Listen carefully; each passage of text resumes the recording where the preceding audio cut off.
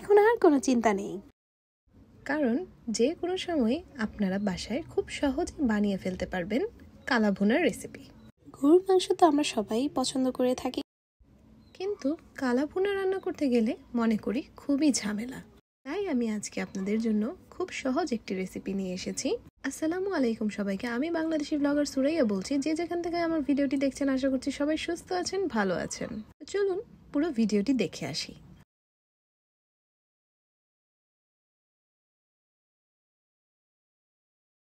ফার্স্টেই আমি একটি প্যান নিয়ে নিয়েছি এবং রাঁধুনি রেডিমিক্স কালা ভুনা মশলা নিয়েছি।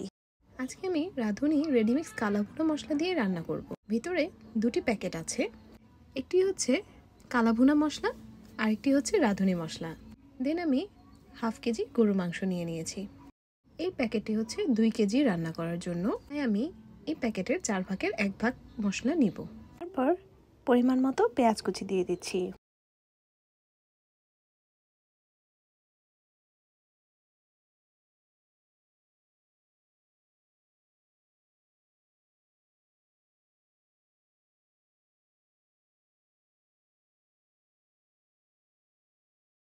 দেন আমি আদা রসুন বাটা দিয়ে দিচ্ছি। এটা অপশনাল, এটা না দিলেও হবে।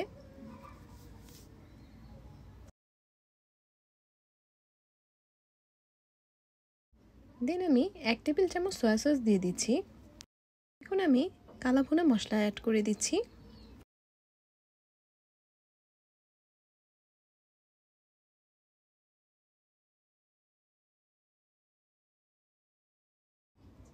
দেন আমি স্বাদ মতো লবণ অ্যাড করে দিচ্ছি।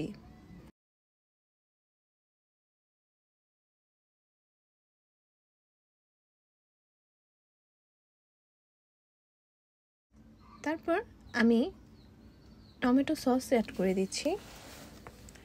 সসটি আপনারা পরিমাণে অল্প দিবেন, বেশি দিলে কালা ভুনাটা মিষ্টি হয়ে যাবে। দেন আমি সরিষা তেল ব্যবহার করছি।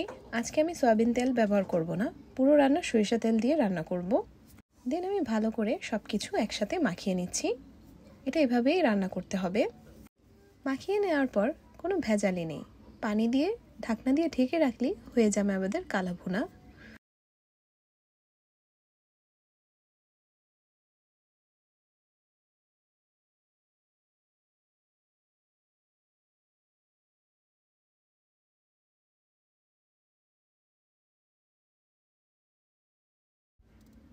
দেন আমি পানি অ্যাড করে দিচ্ছি পরিমাণ মতো। এখন আমি বেশি পানি অ্যাড করব না, আমি অল্প পানি অ্যাড করব।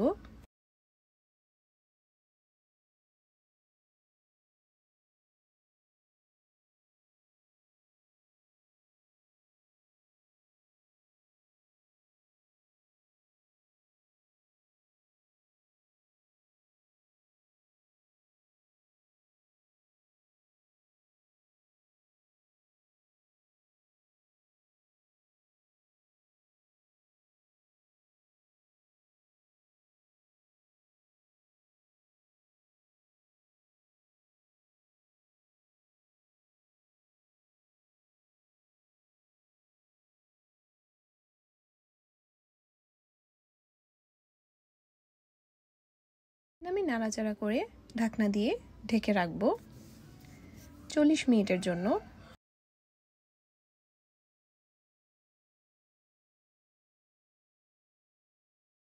মাঝে মধ্যে আমি নেড়ে চেড়ে দিয়েছি ঢাকনা খুলে। এখন আমি আরও পানি অ্যাড করে দিচ্ছি। এই পানিটি আমি 40 মিনিট পরে অ্যাড করেছি। আমি এখানে গরম পানি অ্যাড করেছি যাতে মাংসটি তাড়াতাড়ি নরম হয়ে যায়।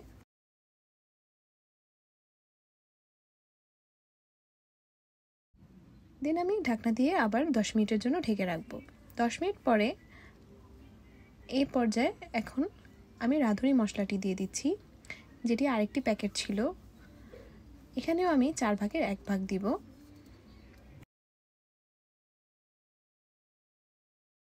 দেন ভালো করে নেড়ে চেড়ে আমি মিশিয়ে নিব।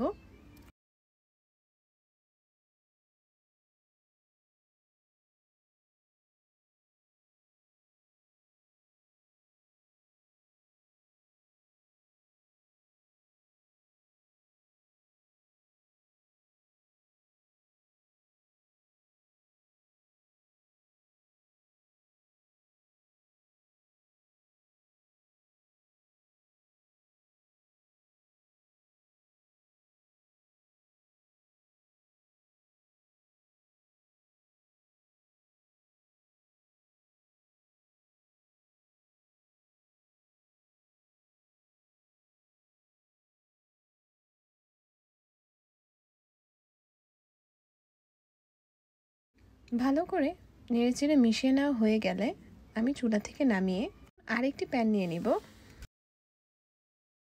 সেই প্যানে আমি সরিষা তেল নিয়ে নিচ্ছি পরিমাণ মতো। দেন পেঁয়াজ কুচি দিয়ে দিব।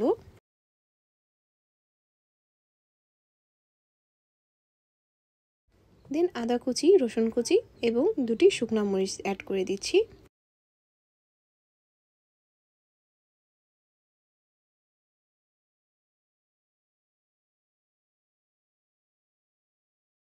তাই আমি বাগারটি তৈরি করে নিচ্ছি।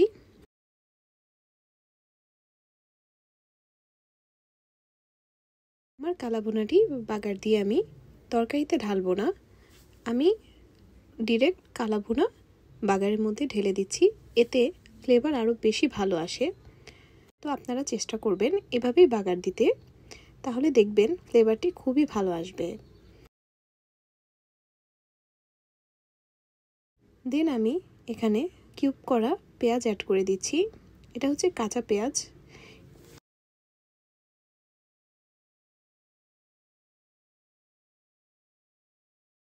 দেন ভালো করে নেড়েচেড়ে মিশিয়ে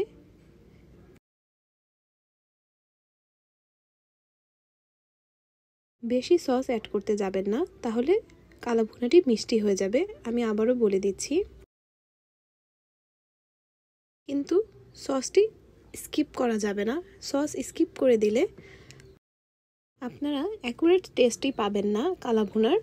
যেহেতু প্যাকেটের গায়ে লেখাই আছে রান্নার প্রথমে এবং শেষে সস অ্যাড করতে হবে। দেন যখন দেখবেন যে তেল উঠে আসছে, তখন মনে করবেন যে আমাদের কালাভুনা তৈরি হয়ে গিয়েছে। দেখেন কত সুন্দর না কালারটি এসেছে। তো হয়ে গেল আমাদের গরুর মাংসের কালাভুনা রেসিপি। খুবই সহজ একটি রেসিপি। আমার ভিডিওটি ভালো লেগে থাকলে অবশ্যই আমার চ্যানেলটি সাবস্ক্রাইব করে দিবেন এবং ভিডিওটিতে লাইক দিতে একদমই ভুলবেন না। আমার রেসিপিটি ভালো লেগে থাকলে অবশ্যই বাসায় ট্রাই করবেন। ব্যাচেলর ভাইরা বা যারা নতুন রাঁধুনি আছেন, আশা করছি তাদের কাছে এই রেসিপিটি খুবই ভালো লাগবে।